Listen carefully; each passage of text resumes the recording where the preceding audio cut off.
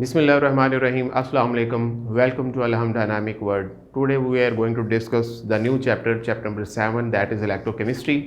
तो आइए बेटा, आज हम इस चैप्टर के बारे में जानते हैं कि इस चैप्टर में हम क्या क्या चीज़ें पढ़ेंगे और इस चैप्टर की इम्पोर्टेंस क्या है, इस चैप्टर में से कितने शॉर्ट और लॉन्ग क्वेश्चन बोर्ड में आते हैं और MCQs किस स्टाइल के आते हैं। ठीक है, इसके अलावा बेटा ये जो हम चैप्टर पढ़ेंगे ये हमारे प्रैक्टिकल लाइफ के अंदर भी इसमें बहुत सी ऐसी चीज़ें जो हम पढ़ेंगे जो हमारी प्रैक्टिकल लाइफ में यूज़ होती है normally. For example rusting of iron, लोहे को जंग लगना। तो लोहे को जंग लगने का जो एक प्रोसेस है उसमें कौन से रिएक्शन टेक प्लेस होते हैं, क्या उसमें फिनोमिना होता है, वो भी हम इसी चैप्टर में आगे जाके पढ़ेंगे। फिर गर्ल्स जो नकली ज्वेलरी पहनती हैं उसके ऊपर जो किस तरह से उसके ऊपर कोटिंग करवाई जाती है और प्लेटिंग, इलेक्ट्रोप्लेटिंग कैसे होती है, ये हम सारी चीज़ें पढ़ेंगे लास्ट पे जाके। फिर हम इसमें कुछ केमिकल इंडस्ट्रीज़ को डील करेंगे कि कौन से डिफरेंट जो केमिकल्स हैं, सोडियम मेटल और कास्टिक सोडा कैसे बनता है, ये हम सारे कुछ इसमें पढ़ेंगे। तो शुरू में हम ये देखेंगे कि जो डिफरेंट केमिकल रिएक्शन हमारी सराउंडिंग में हो रहे हैं, इवन कि हमारी बॉडी में जो अब हम खाना खा रहे होते हैं तो उस खाने में कौन से केमिकल रिएक्शन प्लेस हो रहे होते हैं, और इवन के जो हमारे नॉर्मली सराउंडिंग में एयर के अंदर और जो डिफरेंट चीज़ों के साथ जो रिएक्शन टेक प्लेस हो रहे होते हैं वो हम देखेंगे। ठीक है बेटा, नेक्स्ट हम फिर आगे जाके पढ़ेंगे कि डिफरेंट जो टाइप्स ऑफ केमिकल सेल्स हैं वो कौन से हैं, उनके क्या नाम है और वो किस तरह से प्रोसेस होते हैं। तो आइए अब हम देखते हैं कि इस चैप्टर की जो नेम है उसकी डेफिनेशन क्या है और ये कितना इम्पोर्टेंट है। तो बेटा आज का टॉपिक जो है बहुत ज़्यादा इम्पोर्टेंट है। अगर आप इस टॉपिक को गौर से समझेंगे, सुनेंगे, तो जितने भी आगे टेस्ट योर सेल्फ के क्वेश्चंस हैं और जितने भी एक्सरसाइज के क्वेश्चंस हैं वो आप इजीली सॉल्व कर सकते हैं एग्जांपल्स को। ठीक है, तो आइए जी हम बात स्टार्ट करते हैं इलेक्ट्रोकेमिस्ट्री की कि इलेक्ट्रोकेमिस्ट्री क्या चीज़ है। तो बेटा word electrochemistry is made up of two word. The first one is electro and the second one is chemistry. यहां पे बेटा इलेक्ट्रो से मुराद है इलेक्ट्रिसिटी। ठीक है, इलेक्ट्रो से क्या मुराद है बेटा? इलेक्ट्रिसिटी। और जो इलेक्ट्रिसिटी होती है वो कौन सी एनर्जी देती है हमें? वो हमें इलेक्ट्रिकल एनर्जी देती है कि केमिकल एनर्जी देती है? सर इलेक्ट्रिकल एनर्जी देती है। तो हम इसको इस तरह से डील कर लेते हैं। आपने ये दो वर्ड याद रखने हैं जिससे आपको पूरी डेफिनेशन याद हो जाएगी। इलेक्ट्रिसिटी और केमिस्ट्री, मतलब हम यहाँ पे केमिकल्स को डील करेंगे, केमिकल रिएक्शन, केमिकल्स और उनके रिएक्शंस। शॉर्ट फॉर्म में रिएक्शन इस तरह से लिख रहा हूँ लेकिन आपने फुल स्पेल्स लिखने। अच्छा जी, तो इलेक्ट्रोकेमिस्ट्री में बेटा जी हम इन दो चीज़ों को डील करते हैं, इलेक्ट्रिसिटी एंड केमिकल रिएक्शन। अब इन दोनों का एक दूसरे के ऊपर क्या इफेक्ट हो रहा है, असल में हम इस चैप्टर में इस चीज़ को पढ़ते हैं। ठीक है, मीन्स ये कि इलेक्ट्रिसिटी की वजह से कौन से केमिकल रिएक्शंस हो रहे हैं और फिर इसके इन्वर्स उन केमिकल रिएक्शन की वजह से कितनी अमाउंट ऑफ इलेक्ट्रिसिटी जनरेट हो रही है, इनको हम इलेक्ट्रोकेमिस्ट्री में डील कर रहे होते हैं। ठीक है, इसके अलावा यू नो दैट कि हमें इलेक्ट्रिसिटी से कौन सी एनर्जी मिलती है? Electrical energy. और केमिकल रिएक्शन से हमें कौन सी एनर्जी मिलती है बेटा जी? Chemical energy. तो इन दोनों टाइप्स ऑफ एनर्जी का एक दूसरे में कन्वर्जन्स को जब हम डील करते हैं तो that is called electrochemistry. It's mean कि the conversion of the electrical energy into chemical energy और the chemical energy into electrical energy is also called electrochemistry. तो इस तरह हम दो तरह से इलेक्ट्रोकेमिस्ट्री को डिफाइन कर सकते हैं। इट्स वेरी सिंपल कि हमने किसी भी रिएक्शन को करवाना है, अगर हम उस रिएक्शन को करवाने के लिए हमें इलेक्ट्रिसिटी चाहिए, ठीक है, या फिर कुछ ऐसे रिएक्शन होते हैं जिन रिएक्शन को करवा के हम इलेक्ट्रिसिटी जनरेट करवाते हैं, तो इस फिनोमिनास को हम डील करते हैं। अब हम देखते हैं कि इलेक्ट्रोकेमिस्ट्री में किस तरह के रिएक्शन जो हैं वो हम डील करते हैं। तो there are the oxidation and reduction reactions. तो टाइप्स ऑफ रिएक्शन, बेटा इलेक्ट्रोकेमिस्ट्री में हम दो तरह के रिएक्शंस को डील करते हैं। द फर्स्ट वन इज, इनको हम oxidation and the second one is reduction. तो ये दो तरह के रिएक्शन होते हैं जिनको हम इलेक्ट्रोकेमिस्ट्री में डील करते हैं, और इन दो रिएक्शन को हम मिलाकर रिडॉक्स रिएक्शन भी कहते हैं। ठीक है, यहां से ये ले रहे रिडक्शन से रिड और ऑक्सीडेशन से ऑक्स, तो इनको हम रिडॉक्स रिएक्शन भी कहते हैं। तो इस तरह से हमारे पास जो रिडॉक्स रिएक्शन होते हैं उनकी कितनी टाइप्स होती हैं। अब हम देखते हैं कि जो रिडॉक्स रिएक्शंस हैं वो फर्दर आगे कौन से उसके दो टाइप्स हैं। तो बेटा there are two types, the spontaneous reactions and the non spontaneous reactions. Spontaneous reactions and the second one is non spontaneous reaction.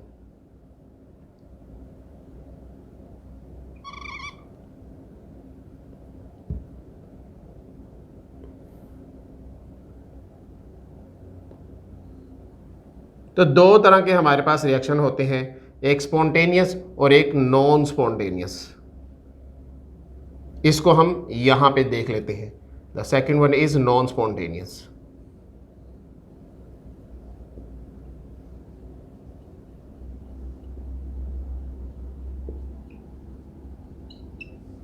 ठीक है बेटा, तो ये हमारे पास इस तरह से दो तरह के रिएक्शन आए, स्पॉन्टेनियस और नॉन स्पॉन्टेनियस। ये बेटा आपका शॉर्ट क्वेश्चन भी है बोर्ड का। तो सर हम अब इसको डिफाइन कैसे करेंगे। तो बेटा स्पॉन्टेनियस रिएक्शन ऐसे रिएक्शन होते हैं जो खुद ब खुद हो जाते हैं, ठीक है, जिनको होने के लिए हमें किसी एक्सटर्नल एजेंट की ज़रूरत नहीं होती, उनको हम स्पॉन्टेनियस रिएक्शन कहते हैं। जबकि ऐसे रिएक्शन जिनको होने के लिए किसी न किसी एक्सटर्नल एजेंट की ज़रूरत होती है उसको हम नॉन स्पॉन्टेनियस रिएक्शन कहते हैं। तो स्पॉन्टेनियस रिएक्शन बेटा कौन से रिएक्शन होंगे, those reaction which take place on its own.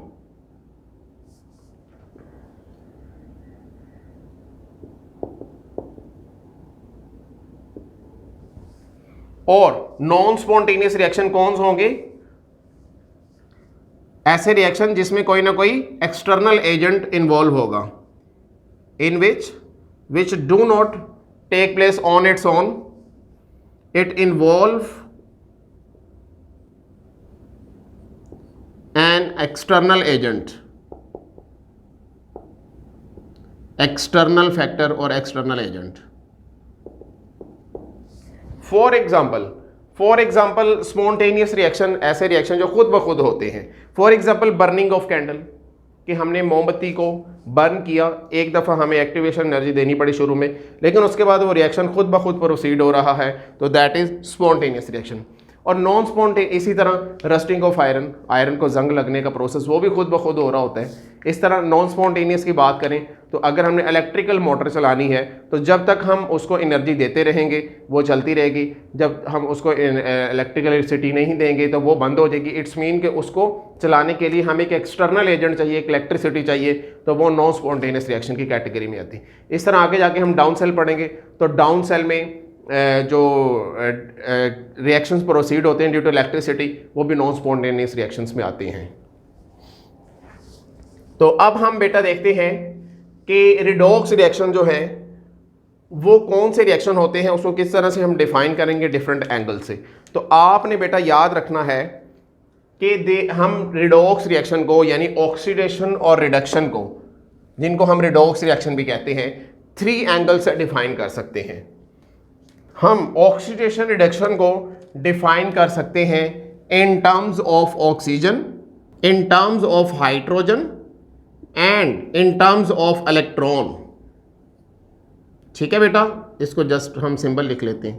तो ऑक्सीडेशन रिडक्शन इन 3 टर्म्स के जरिए हम डिफाइन कर सकते हैं किसी भी रिएक्शन को। अगर हम उस रिएक्शन को ऑक्सीजन के हवाले से डिफाइन नहीं कर पा रहे एज ए रिडॉक्स रिएक्शन, तो हम हाइड्रोजन के हवाले से कर देंगे या हम इलेक्ट्रॉन के हवाले से देख।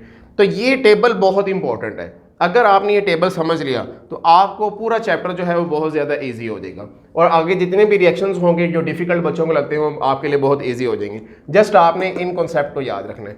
तो अभी मैंने बात की थी कि रिडॉक्स रिएक्शन किसे कहते हैं। रिडॉक्स रिएक्शन बेटा जी 2 तरह के रिएक्शन का कॉम्बिनेशन है, एक है रिडक्शन और दूसरी है ऑक्सीडेशन। ठीक है, तो अब हम देखते हैं कि ऑक्सीजन के हवाले से हम किस तरह से ऑक्सीडेशन रिडक्शन को हम डिफाइन करेंगे। तो जो ऑक्सीडेशन होगी ऑक्सीजन हाइड्रोजन और इलेक्ट्रॉन के हवाले से, उसका उल्ट रिडक्शन होगी। तो ऑक्सीडेशन की बात करते हैं तो ऑक्सीजन के एडिशन को ऑक्सीडेशन कहते हैं। जिस तरह हाइड्रोजन के, तो addition of oxygen is called oxidation. इसी तरह हाइड्रोजन ऐड होगा तो हाइड्रोजिनेशन, हैलोजन ऐड होगा तो हैलोजिनेशन। बिल्कुल ऐसे ही जब ऑक्सीजन ऐड होगा किसी भी रिएक्शन में, ऑक्सीजन का एटम या मॉलिक्यूल ऐड हो रहा होगा तो उसको हम क्या कहेंगे, ऑक्सीडेशन कहेंगे। तो हम यहाँ पे लिख देते हैं कि एडिशन किसकी बेटा, ऑक्सीजन की, किसी भी केमिकल रिएक्शन में। तो अगर ऑक्सीडेशन में एडिशन हो रही है तो इधर उल्ट हो जाएगा, इधर क्या हो जाएगा, इधर रिवर्स हो जाएगा, रिमूवल हो जाएगा। तो आप एक तरफ वाला याद कर लें तो दूसरा वाला ऑटोमेटिकली याद हो जाएगा। अब यहां पे एक और इजी बात आपने याद रखनी, जिससे आपको ये और ज्यादा इजीली याद हो जाएगा। जहां पे ऑक्सीजन ऐड हो रही होगी वहां पे इन दोनों में से कोई ना कोई एक रिमूव हो रहा होगा। हाइड्रोजन और इलेक्ट्रॉन की एक ही कहानी है। किसी भी रिएक्शन में अगर हाइड्रोजन ऐड हो रहा है या इलेक्ट्रॉन ऐड हो रहा है तो उसको हम क्या कहेंगे, वो उनकी सेम डेफिनेशन होगी, या रिमूवल होगा तो उनकी डेफिनेशन सेम होगी। तो अब देखें ऑक्सीडेशन में हमने क्या कहा, एडिशन ऑफ ऑक्सीजन। तो हाइड्रोजन इलेक्ट्रॉन फिर क्या होंगे, रिमूवल। तो किसी भी रिएक्शन में इन दोनों का रिमूवल क्या कहलाएगा, ऑक्सीडेशन। और इलेक्ट्रॉन भी क्या होगा, रिमूव होगा। तो रिडक्शन में उल्टा हो जाएगा, रिडक्शन में इन दोनों का एडिशन हो जाएगा और इलेक्ट्रॉन का भी एडिशन होगा। तो सर अब हमें अच्छी तरह से समझ आ गया है। इन पैरामीटर्स को याद रखते हुए आप किसी भी रिएक्शन को इजीली डिफाइन कर सकते हो कि वो उसमें ऑक्सीडेशन हो रही है कि या फिर उसमें रिडक्शन हो रही है। ठीक है, अब हम एक एग्जांपल लेते हैं कॉमन। आपने उस एग्जांपल में देखना है कि उसमें से हाइड्रोजन, ऑक्सीजन या इलेक्ट्रॉन उसमें ऐड हो रहा है या रिमूव हो रहा है। तो आइए देखते हैं एक रिएक्शन को। तो सबसे पहले आपकी बुक में जो पहला पैराग्राफ है, उस पहले पैराग्राफ की फर्स्ट लाइन में इलेक्ट्रोकेमिस्ट्री की डेफिनेशन है, the branch of chemistry that deal with electricity and chemical reactions, these are called electrochemistry. उसके बाद स्पॉन्टेनियस और नॉन स्पॉन्टेनियस रिएक्शन की डेफिनेशन बताई गई है। फिर आगे आ जाएंगे तो रिडॉक्स रिएक्शन के बारे में बताया हुआ है, तो वो मैंने आपको बता दिया कि ऐसे रिएक्शन जिसमें ऑक्सीडेशन और रिडक्शन रिएक्शन से इन्वॉल्व हो उनको रिडॉक्स रिएक्शन कहते हैं। और रिडॉक्स रिएक्शन को हम 3 एंगल से डिफाइन कर सकते हैं। ऑक्सीडेशन, इवन के ऑक्सीडेशन रिडक्शन को हम 3 एंगल से डिफाइन कर सकते हैं। अब ऑक्सीजन की बात करते हैं कि in terms of removal and addition of oxygen, कि ऑक्सीजन का रिमूवल और एडिशन की फॉर्म में क्या हम किस तरह से इसको डिफाइन करेंगे, addition and removal of oxygen. तो ये आपकी जो फर्स्ट इक्वेशन लिखी हुई है उसके ऊपर ये आप हेडिंग दे देंगे, ठीक है। और आपने सारी डिटेल याद नहीं करनी, आपने जस्ट ये इक्वेशन याद करनी जो अभी मैं आपको समझाऊंगा, उसी को अपनी वर्डिंग में बता देंगे तो वो उसकी डिटेल हो जाएगी। वो कह रहा है reaction between zinc oxide and carbon, कि जब जिंक ऑक्साइड और कार्बन के दरमियान में रिएक्शन होगा, ये जिंक के साथ ऑक्सीजन लग गया तो जिंक ऑक्साइड, और कार्बन में जब रिएक्शन होगा तो इस तरह से रिएक्शन टेक प्लेस होगा। होगा क्या, होगा ये कि यहां से ऑक्सीजन उतर के कार्बन में चला जाएगा। तो ये देखें ऑक्सीजन चला गया कार्बन के पास, ठीक है। तो यहां पे क्या बन गया, पीछे कौन रह गया, जिंक से ऑक्सीजन उतर गया तो पीछे क्या रह गया, जिंक, और कार्बन में ऐड हो गया तो क्या बन गया, कार्बन मोनोऑक्साइड। अगर हम 2 मोल्स ले लेते हैं इसके तो कार्बन डाइऑक्साइड बन जाएगी, 2 ऑक्सीजन लग जाएंगे, क्लियर। तो अब हम देखते हैं कि कहां पे ऐड हुआ है ऑक्सीजन और कहां पे रिमूव हुआ है। तो बताएं मुझे कहां पे ऐड और कहां पे रिमूव हुआ है। इस प्रोसेस के दौरान, मतलब कि जिंक के यहां से लेकर के यहां तक, जिंक में क्या हुआ है, एडिशन हुआ है या रिमूवल हुआ है, और कार्बन में यहां से यहां पे क्या हुआ है, एडिशन हुआ है कि रिमूवल हुआ है। तो बताएं जिंक में ऑक्सीजन क्या हुआ है, रिमूव हुआ है, तो रिमूवल ऑफ ऑक्सीजन, और कार्बन में क्या हुआ है, ऐड हुआ है, तो एडिशन ऑफ ऑक्सीजन। तो बताएं ये ऑक्सीडेशन हुए कि रिडक्शन हुए, हमने क्या पढ़ा यहाँ पे, बताएं कहां पे ऑक्सीडेशन हो रही है, कहां पे रिडक्शन हो रही है। रिमूवल ऑफ ऑक्सीजन को हमने क्या कहा था, रिमूवल ऑफ ऑक्सीजन को क्या कहा था हमने, रिडक्शन, तो इट्स मीन के यहाँ पे क्या हुई है, रिडक्शन हुई है। इट्स मीन के जिंक की क्या हुई है, रिडक्शन। और कार्बन में ऑक्सीजन ऐड हो गई है, तो एडिशन ऑफ ऑक्सीजन को हमने क्या कहा था, ऑक्सीडेशन।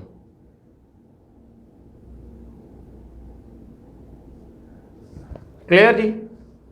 तो ये हमने in terms of addition and removal of oxygen पढ़ लिया। अब हम बात करते हैं इन टर्म्स ऑफ हाइड्रोजन। तो इसमें हमने देखना है कि किस तरह से इसको हम डिफाइन करेंगे। तो ये देखें बेटा, आपने अब बताना है खुद ही इस टेबल के मुताबिक आप बताएं क्या हुई है, ऑक्सीडेशन हुई है कि रिडक्शन हुई है। यहां से हाइड्रोजन उतरा और क्लोरीन के साथ जाके अटैच हो गया, तो इसने बना दिया HCl और साथ में सल्फर अकेला रह गया, तो ये 2 मोल ऑफ HCl बन गया। इसका 2 और इसका 2 हमने शुरू में लिख दिया, इसको बैलेंस कर दिया, सल्फर अकेला हो गया। तो अब मुझे खुद ही बताएं कि कहां पे ऑक्सीडेशन हुई है और कहां पे रिडक्शन हुई है, बताएं जी। सल्फर के साथ क्या सलूक हुआ है, यहां पे और यहां पे सल्फर में क्या फर्क है, दोनों साइड में। और क्लोरीन में देखें क्या हुआ है, तो बताएं एडिशन हुई है या रिमूवल हुआ है। तो सल्फर में क्या हुआ है, रिमूवल। किसका रिमूवल हुआ है, हाइड्रोजन का। और इधर क्या हुआ है,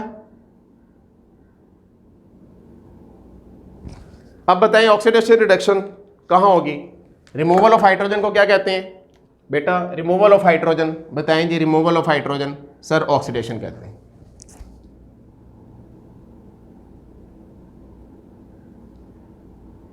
और एडिशन ऑफ हाइड्रोजन, एडिशन क्या कहलाता है, रिडक्शन।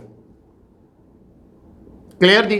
तो ये हमने बता दिया कि इस रिएक्शन में यहां पे सल्फर की ऑक्सीडेशन हो गई है और क्लोरीन की क्या हो गई है, रिडक्शन हो गई। अब हम देखते हैं इन टर्म्स ऑफ इलेक्ट्रॉन, जो कि आपका लॉन्ग क्वेश्चन है। यहां तक बेटा आपको शॉर्ट, ये टेबल इज वेरी इंपॉर्टेंट, इसके मुताबिक आपको एमसीक्यूज भी आएंगे, शॉर्ट क्वेश्चन भी आएंगे, तो आप इजीली इसको डील कर लेंगे। Now we are going to discuss the oxidation reduction in terms of electrons. तो बेटा डेफिनेशन वही है, इलेक्ट्रॉन के हवाले से खुद ही देख लें। अगर किसी रिएक्शन में इलेक्ट्रॉन रिमूव हो रहा है और ऐड हो रहा है तो फिर क्या होगा, तो बताएं यहां पे इन दोनों रिएक्शन के दरमियान में क्या प्रोसेस हो रहा है। ये देखें जी,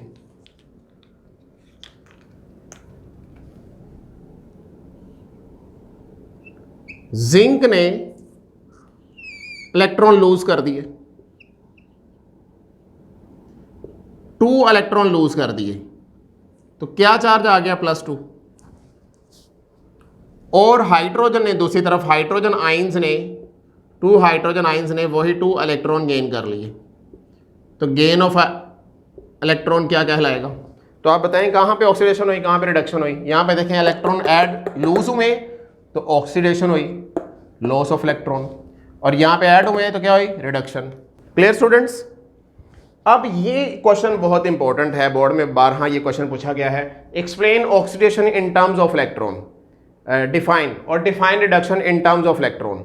तो आप सिंपली बताएंगे reduction is the addition of electron और oxidation is the loss of electron. तो oxidation is the loss of electron, ये डेफिनेशन होगी और एग्जांपल दो और कहानी खत्म। क्लियर। अब अगर ये लॉन्ग क्वेश्चन आ जाता है तो हम 2 एग्जांपल्स को डील करेंगे। एक इन एग्जांपल को ले लें, इसी रिएक्शन को कंबाइन करके लिख दें। फॉर एग्जांपल ये देखें, जिंक और हाइड्रोजन में रिएक्शन हुआ, ये हाइड्रोजन ले लिया, जिंक ले लिया। जैसे ही रिएक्शन हुआ तो ये देखें जी, जिंक पे कौन सा चार्ज आ गया, +2, और हाइड्रोजन न्यूट्रल हो गया। तो आप खुद ही देख लें कि कहां पे ऑक्सीडेशन हुई है, कहां पे रिडक्शन हुई है।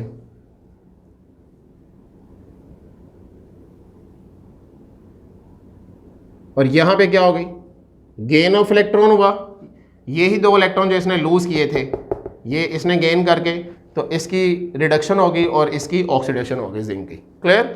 दूसरी एग्जांपल जो कि कॉमन एग्जांपल है, जो कि आप चैप्टर नंबर 4 9th क्लास में पढ़ के आए हो, सोडियम क्लोराइड की एग्जांपल। तो ये देखें, ये एग्जांपल नंबर 1 आ गई हमारे पास, example number 2, sodium chloride, you know that कि सोडियम जो है वो क्या करेगा, सोडियम एक मेटल है जबकि क्लोरीन एक नॉन मेटल है, और मेटल हमेशा क्या करती हैं, इलेक्ट्रॉन लूज करती हैं। जब सोडियम इलेक्ट्रॉन लूज करेगा तो उसके ऊपर कौन सा चार्ज आ जाएगा बेटा, पॉजिटिव, और वही इलेक्ट्रॉन जो इसने लूज किया है वो कौन गेन कर लेगा, क्लोरीन, और वो क्लोराइड आयन की फॉर्म में आ जाएगा। अब इनके ऊपर क्या आ गए बेटा, इनके ऊपर सर ऑपोजिट चार्जेस आ गए। जब इन पे ऑपोजिट चार्जेस आ जाएंगे तो ये एक दूसरे को अट्रैक्ट करेंगे, रिपेल करेंगे, अट्रैक्ट करेंगे, तो उस अट्रैक्शन की वजह से इनके दरमियान क्या बन जाएगा, केमिकल बॉन्ड बन जाएगा, और ये NaCl बना देंगे। तो फाइनली हमारे पास क्या बन गया, NaCl। तो ये आप सेकेंड एग्जाम्पल आप एक्सप्लेन कर देंगे। तो इस एग्जाम्पल में इन टर्म्स ऑफ इलेक्ट्रॉन में सोडियम इलेक्ट्रॉन लूज कर रहा है, सो इसकी ऑक्सीडेशन हुई है, क्लोराइड गेन कर रहा है, उसकी रिडक्शन हुई है, और उसके बाद ये ओवरऑल रिडॉक्स रिएक्शन हुआ है। रिडॉक्स रिएक्शन के बाद ये NaCl बना दिए। And the last one is oxidising a reducing agent. बेटा इन्हीं इक्वेशन को आपने देखना है और इसी के मुताबिक हम बता देंगे कि ऑक्सीडाइजिंग रिड्यूसिंग एजेंट और रिएक्शंस क्या होते हैं। बेटा ऐसे रिएक्शन जिसमें ऑक्सीडेशन और रिडक्शन हो रही हो उनको हम रिडॉक्स रिएक्शंस कहते हैं, यानी ऑक्सीडाइजिंग रिड्यूसिंग रिएक्शंस कहते हैं। और ऐसी केमिकल स्पीशीज जो ऑक्सीडेशन या रिडक्शन करवा रही हो उनको हम ऑक्सीडाइजिंग रिड्यूसिंग एजेंट्स कहते हैं। ये एक इंपॉर्टेंट आपका क्वेश्चन है। तो what is oxidising agent and what is reducing agent, तो ये आपने गौर से देखना है। ये देखें, ऑक्सीडाइजिंग एजेंट, एजेंट किसे कहेंगे, फॉर एग्जांपल एक पिज्जा डिलीवरी का एक एजेंट है, उसका क्या काम है, पिज्जे को डिलीवर करना, ठीक है, उस कंपनी का पिज्जा। बिल्कुल ऐसे ऑक्सीडाइजिंग एजेंट कौन होगा, जो ऑक्सीडेशन करेगा, ठीक है, और रिड्यूसिंग एजेंट जो रिडक्शन करेगा। तो आपने ये बात याद रखनी है बस कि जो कि दूसरे की ऑक्सीडेशन करेगा वो ऑक्सीडाइजिंग एजेंट होगा, और जो किसी की रिडक्शन करेगा वो रिड्यूसिंग एजेंट होगा। यहाँ पे एक बात याद रखनी है कि जो ऑक्सीडाइजिंग एजेंट होगा वो दूसरे की ऑक्सीडेशन तो करेगा लेकिन अपने साथ उल्ट करवा लेगा, अपने साथ रिडक्शन करवा लेगा। और इसी तरह रिड्यूसिंग एजेंट क्या करेगा, दूसरे की रिडक्शन करवाएगा लेकिन अपने साथ क्या करवा लेगा, ऑक्सीडेशन। तो अभी हम देखते हैं, ये देखें जी, जिंक और HCl में रिएक्शन हुआ और हुआ क्या, यहां पे आप देखें कि कौन न्यूट्रल है। यहां पे देखें तो जिंक न्यूट्रल है और हाइड्रोजन +1 ऑक्सीडेशन स्टेट में है और क्लोरीन -1 ऑक्सीडेशन स्टेट में। होगा क्या, जिंक मेटल है तो ये इलेक्ट्रॉन लूज करेगा, जब ये इलेक्ट्रॉन लूज करेगा तो इसके ऊपर कौन सा चार्ज आ जाएगा, +2 चार्ज आ जाएगा। जब भी इलेक्ट्रॉन लॉस हो प्लस चार्ज, पॉजिटिव चार्ज आता है, जब इलेक्ट्रॉन गेन हो तो नेगेटिव चार्ज आता है।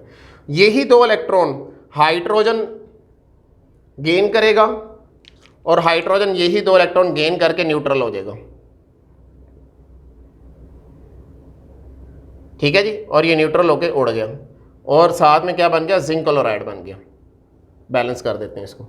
तो यहां पे देखें किसकी ऑक्सीडेशन हो रही है और किसकी रिडक्शन हो रही है। तो यहां पे जिंक की क्या हुई है बताएंगे मुझे, और हाइड्रोजन की क्या हुई है ये आपने देखना है और उसके मुताबिक देख लेना कौन कौन सा एजेंट है। ये देखें, जिंक ने इलेक्ट्रॉन लूज किया है, इट्स मीन कि उसकी ऑक्सीडेशन हुई है, और हाइड्रोजन ने गेन किया है तो उसकी क्या हुई है बेटा, रिडक्शन हुई है। तो मैंने ये बताया था कि अच्छा हाइड्रोजन की रिडक्शन किसने करवाई है, जिंक ने करवाई है। तो जिंक यहां पे क्या हुआ, कौन सा एजेंट हुआ, रिड्यूसिंग एजेंट हुआ, क्योंकि इसने रिडक्शन करवाई है। या आप ये याद रख सकते हैं कि जिसकी अपनी ऑक्सीडेशन हो जाए वो कौन सा एजेंट होगा, रिड्यूसिंग एजेंट। तो जिंक क्या हुआ है, रिड्यूसिंग एजेंट है। और इसी तरह हाइड्रोजन कौन सा ऑक्सीडाइजिंग एजेंट हुआ, ऑक्सीडाइजिंग एजेंट। इसी तरह वाटर की एग्जांपल लें तो वाटर जब बनता है तो होता क्या है, वाटर बन जाता है, कैसे बनता है, जब हाइड्रोजन और ऑक्सीजन गैस मिलते हैं। अब यहां पे क्या हुआ है खुद ही देखें, ये +1 हो गया, ये -1 हो गया। तो किस तरह से, अब कहां पे गेन हुआ कहां पे लॉस हुआ, उस हिसाब से आपने देख लेना कि कौन ऑक्सीडाइजिंग एजेंट है कौन रिड्यूसिंग एजेंट है। क्लियर जी। This was our today's lecture. बेटा ये बहुत इंपॉर्टेंट है, यहाँ से जो क्वेश्चन आते हैं वो क्वेश्चन इलेक्ट्रोकेमिस्ट्री की डेफिनेशन, नंबर 2 ऑक्सीडेशन रिडक्शन में से हर साल क्वेश्चंस और एमसीक्यूज आते हैं और लॉन्ग क्वेश्चन भी। अगर आपको ये टेबल आ गया तो ये आप सारा कर सकते हैं। और ऑक्सीडाइजिंग रिड्यूसिंग एजेंट में से भी हर साल एक आधा शॉर्ट क्वेश्चन जो है वो बोर्ड में आता होता है। This was our today's lecture. इसको अच्छी तरह से याद करें। अल्लाह हाफिज़।